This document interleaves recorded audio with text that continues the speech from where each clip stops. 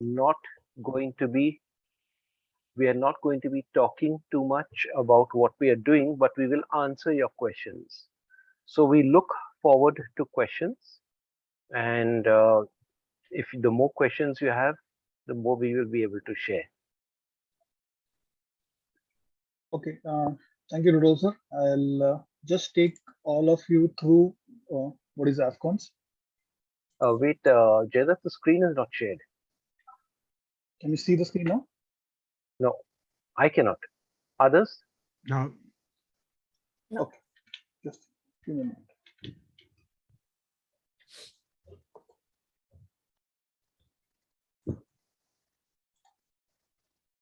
Okay, can you see it now? No, before that. Yeah, go to the first slide.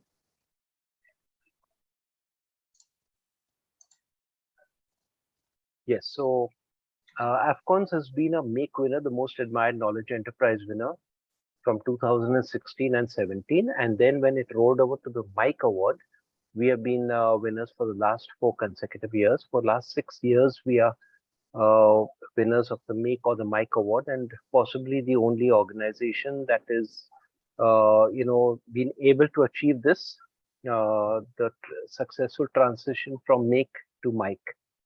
Okay, so Jaideep, if you'll introduce a little bit about Afcons.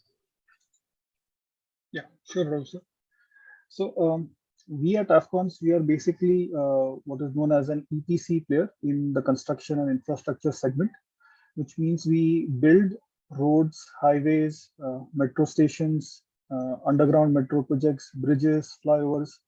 So a lot of public infrastructure which you see around you, especially in India and in Middle East and even in most of the African countries, we at Afcons, we are proud to say that we have been part of some of these iconic projects.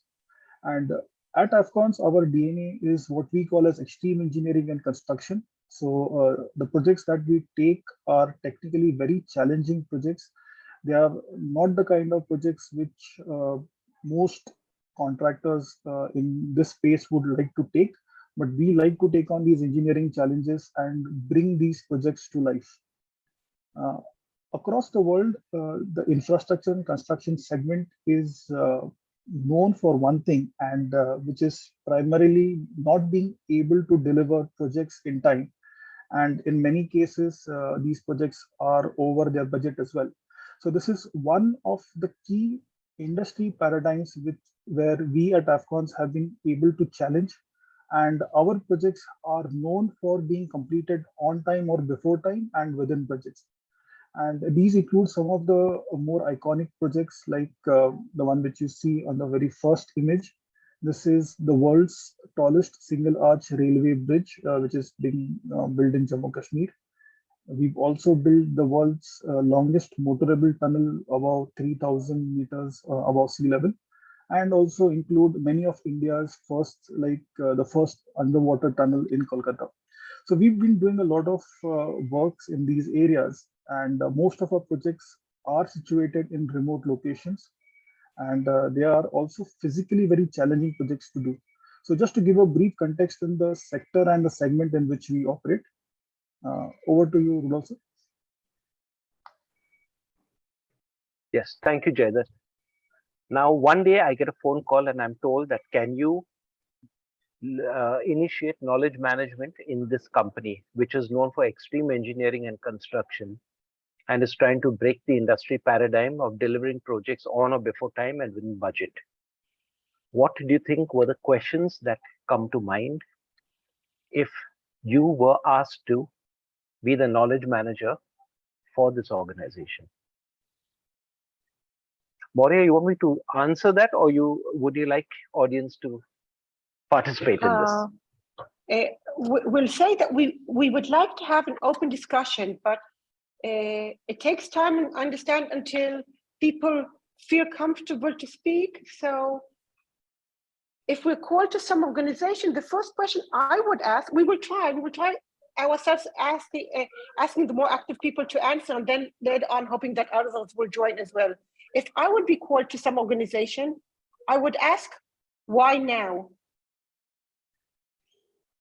Any other ideas? What would you ask?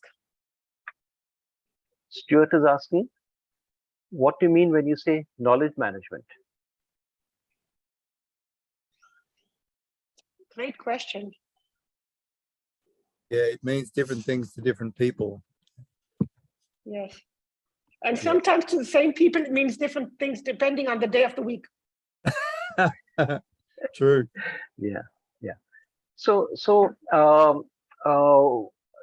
this is the way in which we will go about it. And I thought that, when I came on board, I started asking certain questions. Okay. So the first question I asked is, what is the critical knowledge that is getting generated? So because if you see the projects that they do, their bridges or their highways, their tunnels, etc. And so we started looking at what is the critical knowledge that is required from one project to the next. I had a misconception. I thought, okay, if you build a road and you build another road, everything's the same. So why do you really need knowledge management? But after a number of years and also looking at some of the studies, what we find is that 70% of the knowledge is set standard, 30% is new knowledge that is created in every project. So this is what we started looking at, the new knowledge that is getting created, the 30%. We focused a lot on the 30%. The 70% is what you need to train people constantly in the basics. So people who join in fresh, they don't have a practical exposure. So you need to look at how do you induct them into the company's methods, into the way in which the company works, and how do you convert a theoretical knowledge into practical knowledge. Okay, so the first question is that what is the critical knowledge?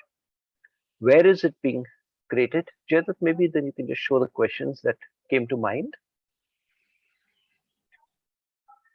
So what is the critical knowledge? Where is it being generated? Who is generating that knowledge? Who else needs that knowledge? And why would they need it? When is it required? And how can the knowledge be transmitted to the right person at the right time? Okay, so may I, Stuart, connect it to what Stuart said? Because yes, if I please. understand correctly, you, even if they don't understand or they have a misunderstanding of knowledge management, you and Jayadita decided that you should find the right answers, what is required, whether if they understand the idea of knowledge management or whether if they do not. You're not trying to explain to them what it is now. First of all, you're trying to decide what is important. And so that's how I connected to what Stuart said. And if I try connecting it to my question is, when you hear where their pain is, why now, it gives you a hint towards the critical knowledge. So I think that both of our questions were helpful for what you were aiming to, if I understand correctly. Yes. So normally, Stuart, what would happen is that if one starts as a knowledge management consultant, what do? We start having workshops and telling people what is knowledge management, etc. We didn't do that way. I remember also Neil Fitzgerald of Cadbury's years back, he spoke about stealth knowledge management. So what you did is that basically you showed value and then you started to get the buy-in. Okay, so what we initially started doing is that we started collecting a lot of domain knowledge. So we started identifying and realizing, so we had a portal, okay, and we started populating that with domain knowledge, let us say on piling. Okay, so we started all the method statements, the drawings, etc. So this was more information than knowledge, but this was currently missing. If people needed to refer to what was done in the past, okay, so they just had to go and find someone to do it. Now we started putting it onto the portal. Okay, so at least we started collecting knowledge or information in one place. But when you looked at the documents, it was just information. So you would see a method statement. This is how they actually executed it. What was the logic behind it? Why was it this method chosen? That was missing. So the next piece, what we started to do was that we started doing lessons learned. Now, this was something revolutionary within the organization. We got people to sit down we did the bird island exercise or the tower exercise, etc. So we just broke the ice with people because they had never sat down and, sort of discussed. And there was always the blame game going on. We had an excellent project manager at that time in that particular project, and he participated wholeheartedly. And then we started collecting lessons learned. What did you learn? So the questions that we asked was basically around the same thing, is that, okay, what was expected to happen? What actually happened? And wherever we found a difference, that was where we said, this is knowledge opportunity. Okay, if you're supposed to, so people see how engineers answer you. Oh, we were supposed to do 112 piles, we've done 112 piles. Okay, so then we used to back off and say, okay, you have to do 112 piles in how many months? Then they will say, we were supposed to do in 12 months and we did it in 12 months. Then we ask them the productivity. So, we need to start drilling down a little bit. And wherever there was a difference between what was the assumption and what was the actual, we realized that there is a knowledge opportunity. Okay, so we started collecting. So that's how we started collecting lessons learned. And when the management read the lessons learned, which the people had compiled, okay, it was a game changer actually. And then they saw the value of knowledge. Now, in an infrastructure company, all engineers who go through civil engineering learn that there are three resources: money, manpower, and machinery. And here we were showing that there's a fourth resource called knowledge. Okay, and if you apply knowledge quickly, knowledge back into your processes, you could actually improve the execution of the process. Okay, so this was a paradigm shift. Okay, Jayada, do you want to add anything? Yeah, a couple of points I thought would just add value here.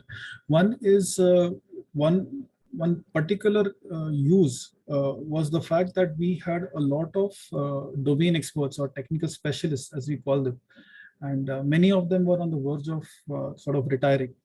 So management had this one sort of a question in front of them, that how do we ensure retention of their experience?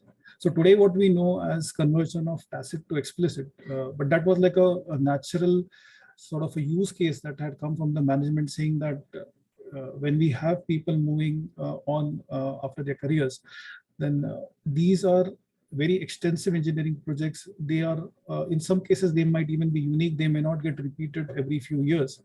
So the knowledge that the person has got developed over the course of his experimentation of learning, how do we ensure that these are getting retained and that we are not losing it out and then trying to reinvent the wheel and doing the same thing over and over again? That was definitely one additional use case that the management themselves came up with. In terms of lessons learned, there was one negative event or a negative trigger that also happened. We were doing one of the projects and we had ventured into that particular space for the first time. And unfortunately, we were not really able to sort of uphold to our own, DNA of extreme engineering into that project, because we were not really able to deliver it on time. And the management said, never again. We will not get into a situation where we are not able to hold to our values of on time or before delivery. And therefore, what are the lessons that we are learning from this, and how do we embed them in the future so that we don't repeat these mistakes in the way when we go ahead? So that also sort of triggered them to sort of explore what are the alternatives that could be looked at, because one was upskilling the people, maybe one was sort of doing a sort of an audit as to what went wrong. But beyond what went wrong, what are the things that need to be plowed back into the processes, how the processes need to be strengthened, is something that was also looked at, and that also sort of gave an impetus to things such as lessons learned. Thank you, Jaydeep. I see there are questions from Stephanie as well as from Ellie. So we will take those at the appropriate time. Okay, I have noted the questions.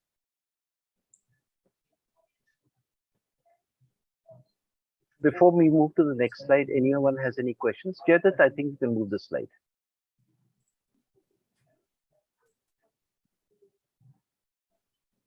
Yeah. So, and then in just continuation with what we were discussing regarding the need that the knowledge, that retention of knowledge, and ensuring that we continue to hold up to our values is something what the management felt very keenly.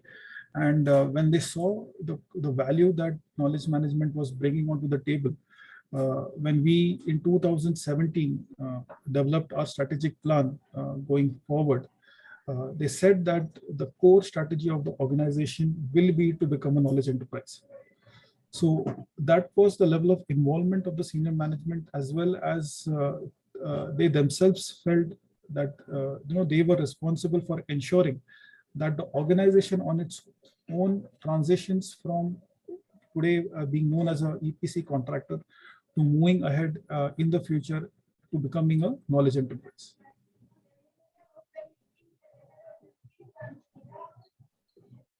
So I was expecting a question. What is a knowledge enterprise? And how do you know that you've reached the stage where you're a knowledge enterprise?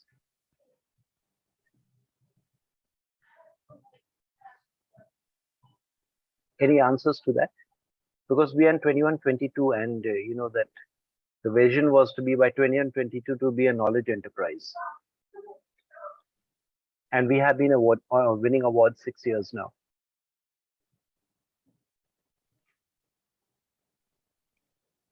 Rudy, I think the shift from make to Mike and the fact that you have continued to win that award shows there is general recognition that you are truly a knowledge enterprise.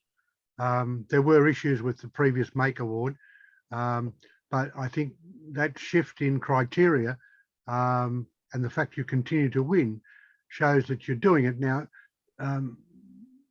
to me, it's the value that is put on knowledge management within the organisation, which is the standout feature of Afcons.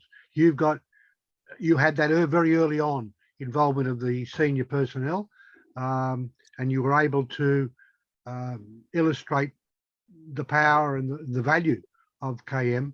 And I think that's what I would measure, that senior level backing of what you're doing as part of the knowledge enterprise definition.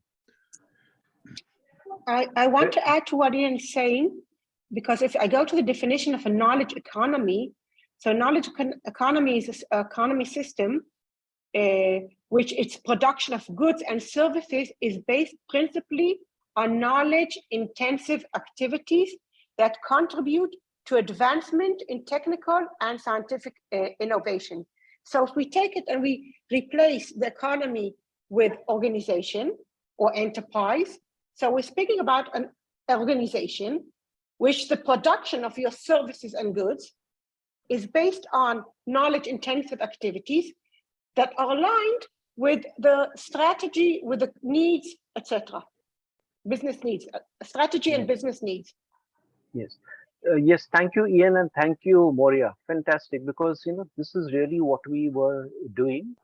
We were actually a very knowledge-intensive business, and from outside, people see construction as more of a less knowledge-intensive. But internally we saw and realized it, and so it's a very knowledge-intensive business. And Stephanie had a question: is that about the awards? Okay, so I think, is it a chicken and egg story? So did you set out to win them, or did they happen as a byproduct? Okay, and what were you doing? So I'm telling you what we were doing, and therefore how we won the awards. But Stephanie, what we do is that we do look at the criteria for the Mike Awards, and we use that as a guidance. Okay, so keep that in mind, that if you take, there are 8 criteria, okay, and there are very good questions there. So if you keep those questions in mind and you see how you are able to answer them in terms of actual value that you provide, I think then you're on the right path. Okay, so we do use the guidelines constantly. Okay, and we try to see. It's very difficult to show year-on-year progress, but we are able to do that somehow we focus a lot on improvements. In the organization, you cannot stand still.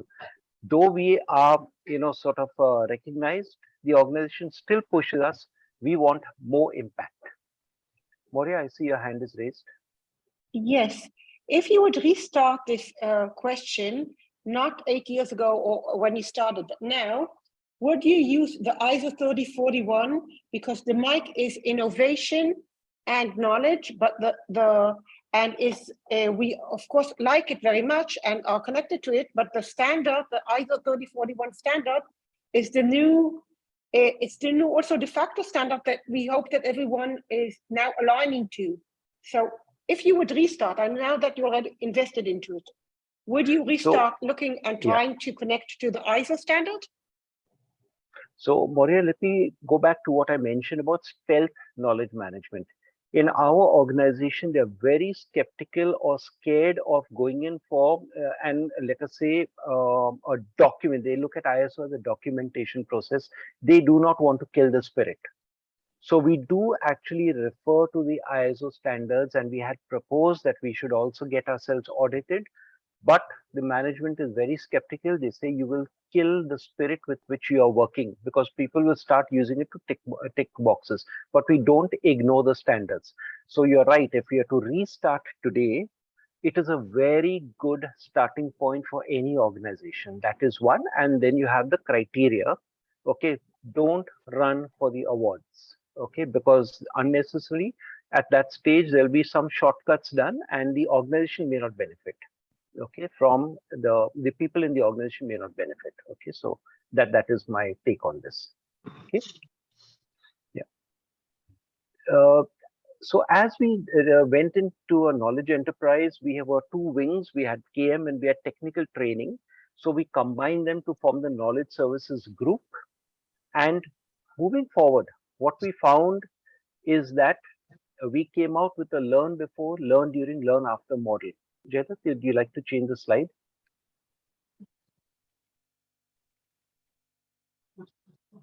So, one second. Okay. So we came out with a, so what we did is that, remember, this framework was not done purposely, on purpose.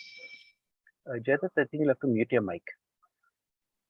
So we, there was a framework, we were looking at it, but we started looking at our activities that we were doing.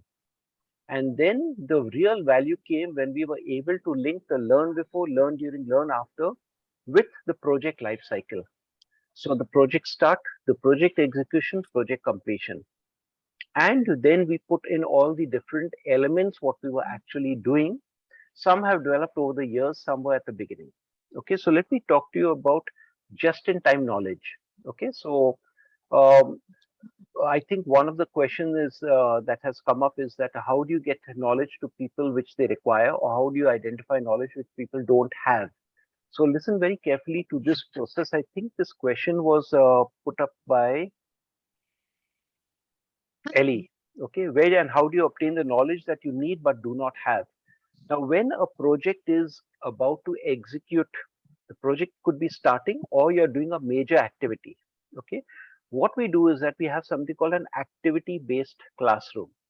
We bring in all the people who are executing the project together.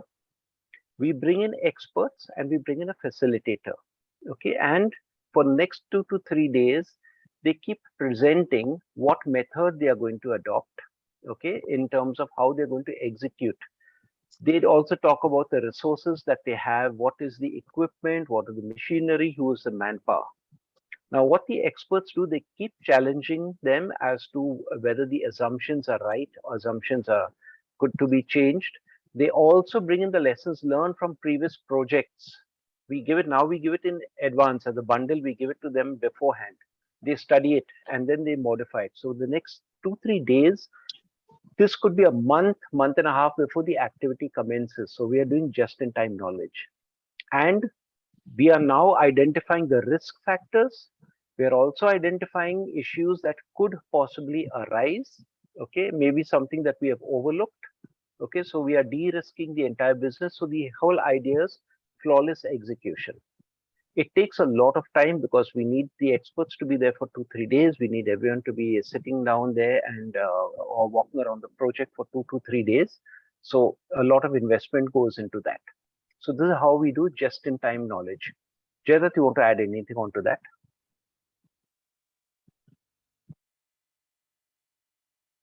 Yeah, I'll just dial back to the question that you had asked before I move on. That was related to the knowledge enterprise. So if personally, if you ask me, I feel that it's like a never-ending journey. So there may not be a metric to identify whether you become a knowledge enterprise or not. It's a journey that we at Afcons continue to move towards and try to strive towards for. But as a tangible metric, what we looked at was primarily trying to see whether we could embed knowledge processes within our execution processes. And I think that is where the alignment with the learn before, learn during, learn after helped. Because logically, if you look at a project life cycle, it made sense to bifurcate our knowledge processes in a similar fashion. So this helped us to align our knowledge processes and our execution processes, and therefore ensure that when we talk of each project, we could look at each project independently showing knowledge leadership. So one was at organizational level knowledge leadership that would be shown or displayed throughout, but even at each project level, we could then quantify and try to see whether the projects themselves, whether they are participating in the knowledge activities, whether they are initiating the appropriate knowledge activities, and that could become a tangible metric thereafter. And in fact, I think Stuart has put in a question where he says that Exxon had some trouble getting new projects to do the learn before, and they had to make some changes or make it mandatory for people to do that before they moved ahead. And whether we at Afcons, did we have to do similar changes? In fact, no, we didn't have to do these kind of sort of mandatory assertions for our projects, because that's the way how our projects evolved. So when we talk of a kickoff workshop, that is the first initial workshop that happens with the project team, as well as with the top management or the senior management, wherein the project team brings onto the table as to what do they understand of the project, what do they understand of the client requirements, how do they feel that they can deliver value to the client, and how do they intend to implement or execute that value.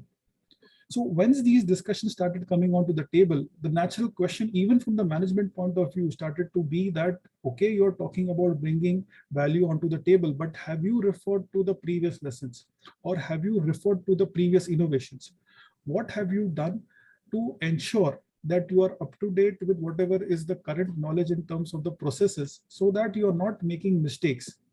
And these kind of questions came organically within the discussions, and therefore we didn't need to have any additional extra incentive or any disincentive to be put into place to ensure that people follow the processes as it has been laid out in terms of learn before, learn during, learn after. What we did do, and I think Mr. Rudolf had a lot of role in doing that, is to use gamification to do the tangible measurement of how each project was doing these knowledge activities. So we have what we call as mission 10,000, wherein what we have done is we have given points for each of the activity, each of the knowledge activities.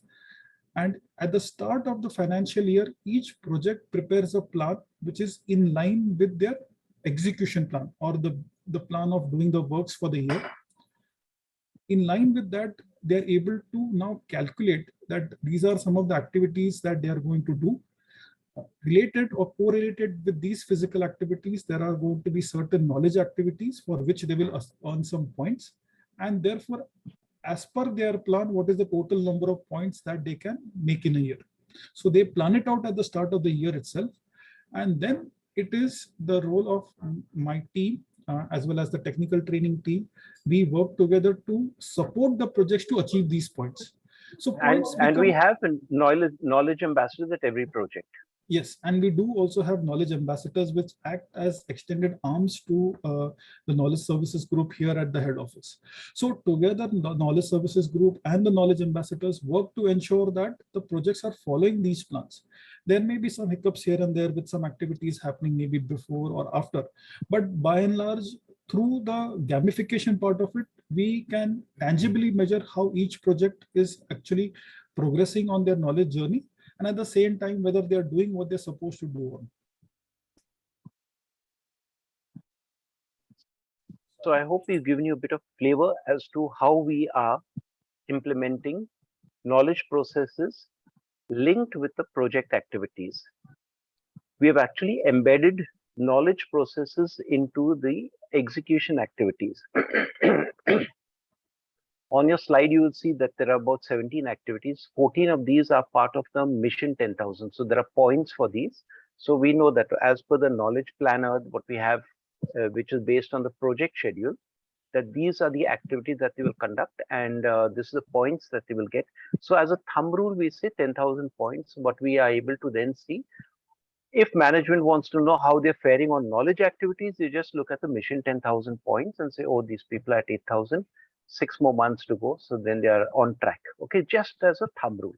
Okay, so we gamified the entire system, and but not created where people will be forced to, okay, try for points, they will do something. No, that doesn't happen. Okay.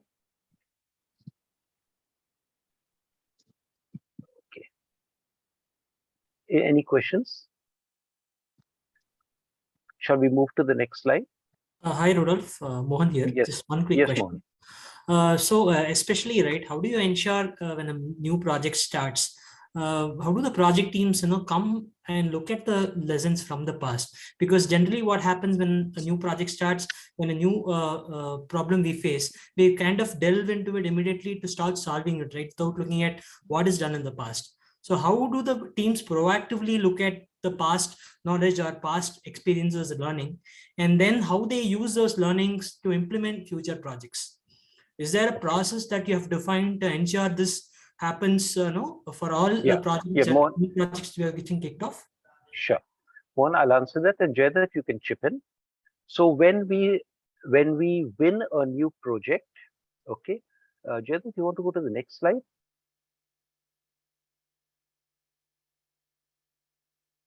No, there is, I think we've missed one slide. Okay, we'll leave it at that.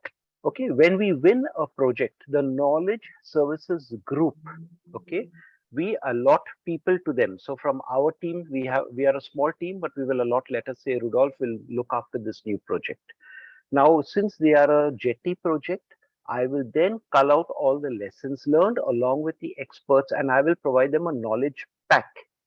And when we do the kickoff workshop, it is the second point under the project start, the kickoff workshop.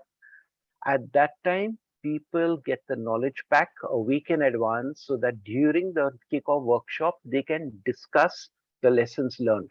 So we ensure that the lessons learned reach in advance. We also have the knowledge ambassadors to take care that, yes, people have access to the lessons learned. That is one. Secondly, before major activity commences, the knowledge pack is again provided on that particular activity, or the lessons learned are compiled and sent to them. Okay, so this is a very deep integration between the knowledge services group with the project and the knowledge ambassadors and the experts. Okay, so a lot of work is continuously going on in terms of providing knowledge to the people. Okay, so I hope I've been able to answer your question, Mohan. Yeah, just to add on to that. Yeah. So when the kickoff workshop actually happens at site, it's a week-long affair. So it's not like a half a day or a one-day session. It's a week-long affair where the experts will go to the site. Now, post-COVID, we do it online, but the traditional mode has been that we take the experts to the site, and at the site, along with the site team, they have a very thorough discussion on each and every activity. So when the experts are discussing with the team members, they can also take a sort of a judgment call as to whether these people have referred the past projects on the past lessons learned or not. And thereafter, if they feel that there's something which they should have looked at and maybe they have missed out, they also point it out. that, this is something critical for your activity. If you look at this particular innovation, or if you look at this particular lessons learned, if you look at this particular lessons learned, then this will help you maybe to improve your productivity, or maybe to reduce your cost, or maybe to improve the safety of that particular activity. So there is one explicit knowledge aspect to it, wherein we are providing these knowledge packs, but there is also a role of the experts who are being part of these discussions, and they sort of help to fine tune the delivery of knowledge. Voilà. I'm attending this one. Thanks, Jayalalitha, for your response. Thank you. Thank you. And next slide, Jaydeep. Okay, and finally, when you talk of tactical or operational knowledge management, we have done a lot of creativity. Okay, so we did speak about Mission 10,000, where all the key activities, all the knowledge activities have got points, and the project, as they execute their knowledge activities to the knowledge schedule and the project schedule, they get points. So that is the Mission 10,000 we gamified. We have got the knowledge ambassadors. So every project has to have at least 3 ambassadors, of which one has to be a senior manager or above. One has to be from planning, because planning knows the entire schedules. Okay, so and one has to be from execution. So these are the sort of combinations that they need to ensure. So we do find that projects are large. Some road projects are 60 kilometers long, and they may be having 2 camps. They may have 6 knowledge ambassadors. Some projects which are very intensive, there are a lot of people, they may have 8 knowledge ambassadors. So we provide training to the knowledge ambassadors. Not one is on, of course, on our processes, one is on the resources which are available, but more importantly, we also provide them training in terms of communication skills, influencing skills, negotiation skills.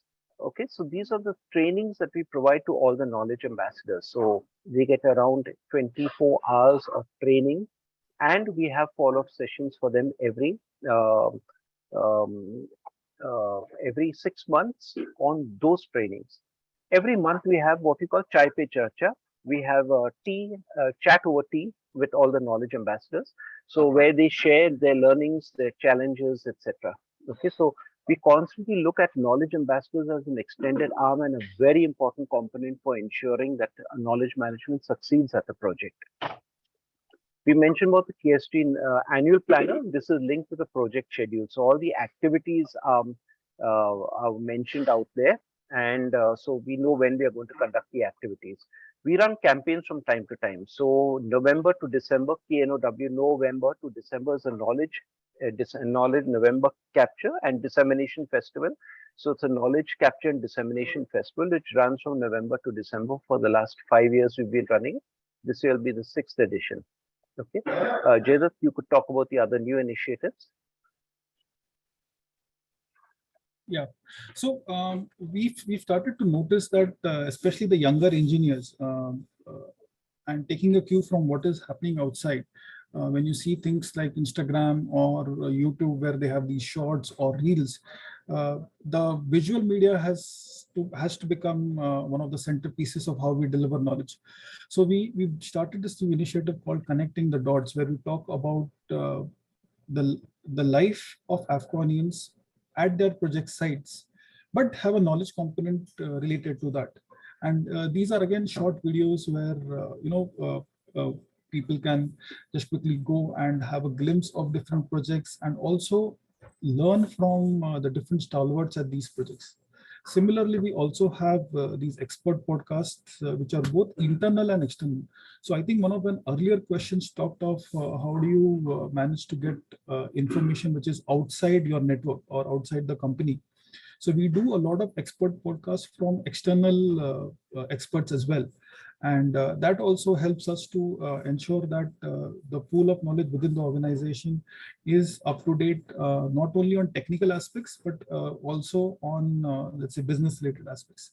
In fact, one very well received Connecting the Dots was one which was conducted during the CII KM Summit, where one of my team members, he happened to meet Madan, and he got very highly influenced by the talk on storytelling. So a very quick 10-minute storytelling video capture was done at the venue, and then shared internally.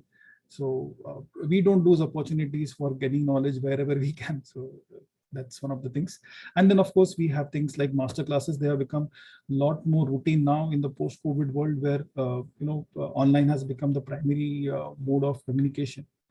And in order to facilitate people to learn from others who would have gone for some external webinars, trainings, or seminars, we have a Wednesday Wisdom, wherein these people who have attended these sessions would come back and talk to the rest of the company about what they have learned and how they're going to implement.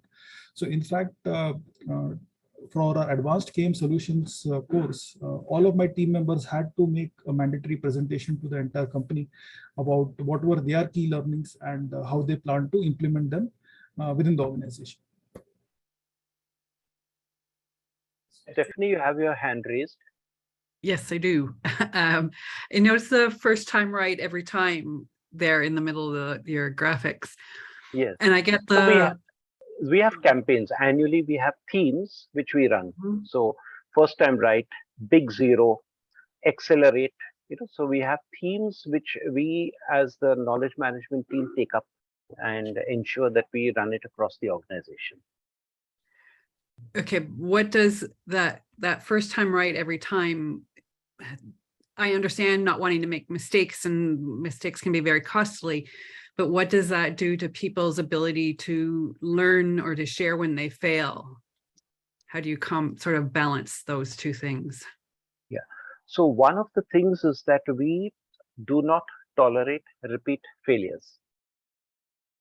Okay. So what we would do is that if there are repeat failures and it keeps repeating, then the people would get transferred out, okay, until they learn and they come back. Okay, so that is one of the things. But if we have got repeat failures of a similar nature occurring randomly across the projects, we do realize that there's something. So we form a task force. That's what we've done recently for one of the things.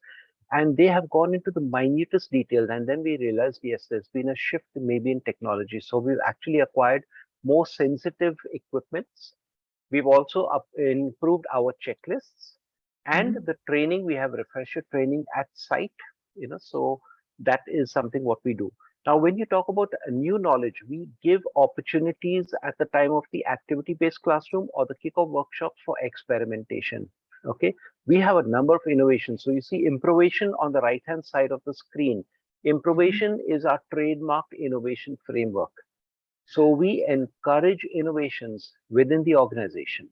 Okay, and we challenge people to do things differently, to do things better.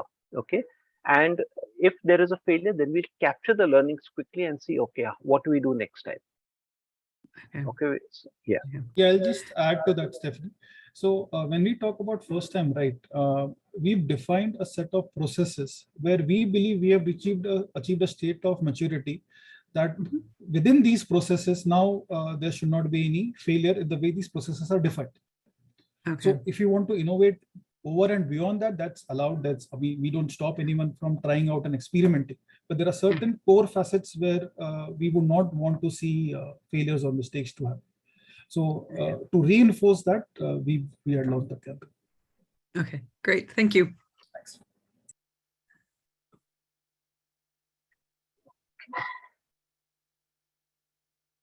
Just next slide.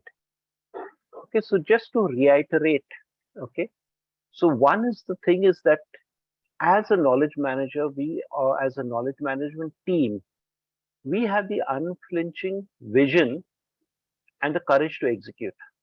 So I think that has really been given a lot of, I would say, strength to the management and the belief in us. So we don't hesitate when things need to be done, and we are listened to. I think it's a mutual respect that has developed over the years. So that's what my advice would be, that if you are given a task, then don't worry. Knowledge management is not an intangible, fluffy stuff. It is actually something tangible that you can actually deliver on. Okay, you need management support. Okay, so therefore do things that create impact so management can see it and they can support you. You need to be do a lot of creativity. Okay, I think that creativity is one of the things that will actually get people engaged and participative and learning, and they'll support you with a lot of enthusiasm. I think somewhere we have lost that idea of creativity, and we believe a lot in whole organization engagement. We do not believe, okay, there are a few people who are experts who can work. We get everyone to participate. So therefore, even when we do the workshops, everyone involved, the junior engineers to the supervisors to the experts, all will be sitting in one room so that everyone's learning. People are questioning and maybe suggesting also. And at the end, it's all about business impact. If you're able to deliver impact, okay, I think then everyone is with you. Let me give you an example of impact. When we did our first metro, underground metro tunneling project for at Chennai, we had a huge amount of learnings. The strata would change every 50 meters, whereas the tender conditions was it is a homogeneous strata. Okay, and so it took us quite some time to get out of that particular mess, but the lessons were not missed out. When we had to execute the twin tunnels under the Hooghly River in Calcutta, in Kolkata, that's the time when we sent the Chennai team. 3 months they spent at Kolkata drilling, going through everything, and then we had 167 days in which to construct the twin underground tunnels. We did it in 67 days, a full 100 days before. So that is how we can actually create impact. And we have multiple such stories. Okay, and so I thought that this is the journey, the making of Afcons as a knowledge enterprise. Okay, I would like to add one point here. So when we talk of engagement, I think that's also been one of the reasons why I feel that KM has been successful, or at least to some degree over here, is we are one of the most primary engagement initiatives of the organization. So there is no other initiative within the organization which touches so many people or engages with as many people as much as we do. And I think that has also led to a lot of people, feeling that the fact that they get heard, or we give them a voice wherein they can share what they have learned, or even at times their creative ideas or their innovative ideas. They can reach out to the management through us. And I think that definitely has been something very different. And in fact, in case where our management sort of looks at us and sort of evaluates us, so there is a business impact angle to it, which is a very numerical, quantitative angle. But they also rely a lot on anecdotes. So they will go out and ask people that how has knowledge management helped you? What have you learned new? How has it been able to contribute to you as an individual and to your project? And they reflect back these anecdotes that they get from people, and they use that as also one of the metrics to look at us, saying that whether you're doing a good job or not. So I feel definitely, at least in our case, I can definitely say that engagement has been one of the key features which has been able to sort of get the message through to the people, and sort of ensure that they participate willingly and to the extent that they are currently participating. Thank you, Jaydeep. And with that, we have come to the end of our structured presentation. If you have any questions, we'll be happy to answer them. Thank you.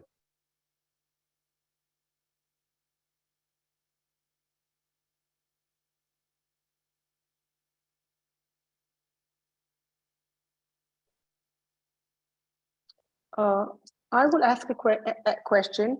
You said in the beginning that the organization is rather afraid or suspicious when it looks at awards, because it's afraid that people will walk for the award or look at the technical part and not at the essence. So how did the organization time after time again agree to the make and later on to the Mike Awards? So one of the beauty of the Mike Award, and that I think Ian referred to that earlier, is that you do get a report that tells you how you're faring against the applicants. You know, and Benchmarking.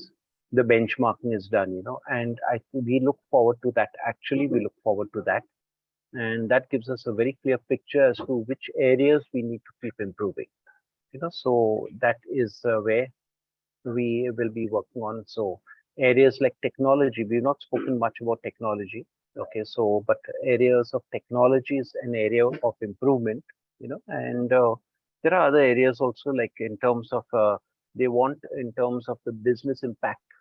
So we do have anecdotes, but maybe we need to improve. And how do we capture business impact? So every year we do get a feedback, and we keep working on that.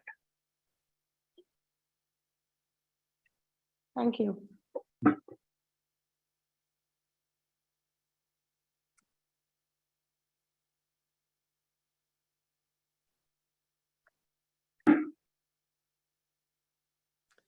Rudolf, If we would have one to of the take, yes. Yes, Sorry. Stuart, sorry. thanks, Moria. Well, Rudolf, one of the issues we have in our organisation is a rapidly rotating leadership, and so you'll just get some senior leaders across the benefits of KM and how it's applied and when you need to run and when you need to pause, etc. But then they'll be replaced, or they'll go on 12 weeks leave, and they'll have another person seconded into the position, and they often come in as good general managers, but with no knowledge of KM or how to apply lessons from other parts of the business, or even the past in their part of the business. Do you have this issue at all? And if so, how have you handled that changing of leadership? We don't have at the organization level, we don't have that, but let me explain to you that we do get projects, so when you get projects, sometimes we may not have the full expertise in house. We then hire people. Okay, so to answer you, that they come in, they have domain expertise, but may not have knowledge of our knowledge processes. So we actually do a proper induction for them. Okay, we take them through the entire learn before, learn during, learn after, how the entire process is, how it is designed, and the faster they settle in. And anyway, when we have the knowledge KSG planner, okay, in place, so they realize. So sometimes you do find the first year people are a little reluctant to understand. But when they settle in, they will tell you that the first organization I find where actually knowledge processes are given as much importance as our construction processes. So this is how we get people inducted in. Jayadatti, you want to add something to that? Yeah, I think one thing also helps is that we have these knowledge ambassadors. So typically, the knowledge ambassadors have some sort of continuity within the organization. So they might have not worked in that particular project, but they would have worked on knowledge activities, maybe in a different project, and currently being assigned to this one. So many of these knowledge ambassadors are our planning engineers, whom you can consider like a second in command. So having these guys exposed and sort of a local evangelist for our effort, that also helps. So even if the top man may be a new person or a new joining to the organization, and he may not be fully aware of what benefits are there or what processes are there and how he needs to go ahead. But the presence of these knowledge ambassadors definitely helps. Yeah, that's really good. Thank you, gentlemen. That's great.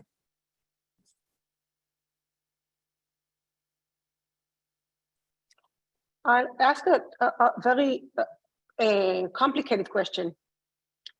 If now a regular organization that has a regular KM program wants to make a jump, what would you suggest? What would be the first step? I guess, but I want to hear what you think, not what I think. Mori, actually, I'd look really at the first slide. What we had is that what is the critical knowledge? If you're able to That's what I thought you're going to. Yeah. So I think it all boils down to that, and we need to be highly sensitive. We need to be part of the business rather than look at ourselves as a knowledge specialist. I think that is really the crux. Thank you.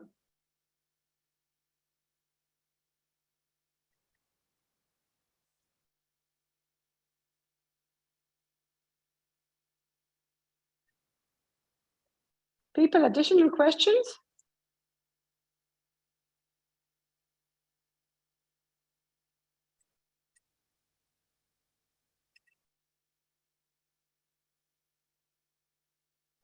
Here comes Faiz. I think that there's no questions. We may end the session and say that everyone was very good pupils. Therefore, we finished everything before time. No, I think it's a quality of the engagement in the end. I enjoyed listening in to everyone's queries and everyone bringing their own perspectives and views, and the fact that there's that diversity of ideas and concerns. And thank you, Rudolf and Jayadata, to share what Afcon's journey is, and in terms of their relationship or how they see awards and how they have actually tried to focus a lot more not on the awards, but really about really how does knowledge management really impact the organization in terms of how does it add value and how it shouldn't stifle the experience of the team, the culture of the organization. I think that's great insights, and that's basically my key takeaway from this. And if anything, I would like to just take lead from everyone to just thank Rudolf as well Jayadata for sharing with us your own insights, your own journey, and also to invite everyone else that to share also that there will be other such clinics coming along in the next few weeks. I think Next week. Yes. Professor Eric Sui is doing one on the metaverse, right? In terms of exploring whether a metaverse environment is conducive for knowledge visualizations. That's on 21st of September. And later on, there'll be another session by Pavel Kraus in October. But in between, again, I have to do this because I'm doing the hackathon. Yes, do share with people and do join if you're free for the hackathon on the 12th of October. Right, there'll be some posts online, some posts on LinkedIn, and you might receive some emails. So please do sign up or also share with other people, because I think it's very good that we can come together from as far as Australia and all the way to Ukraine, right? That we all come together, and France as well, right? Israel. I'm just trying to remember where everyone, Dubai and so on. Yeah, so it's great that we're all together, and great sharing as usual, Rudolf and Jayadata.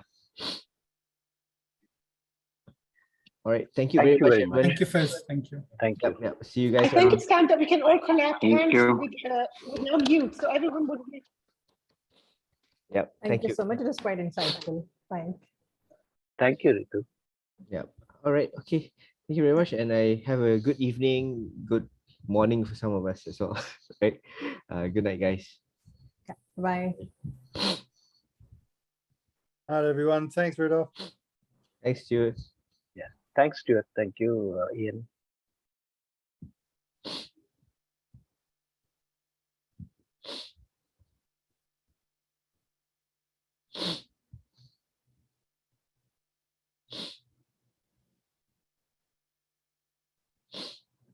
All right. Great. See you. Thank you. Thank you, Faiz. Thank you. Bye. See you Monday.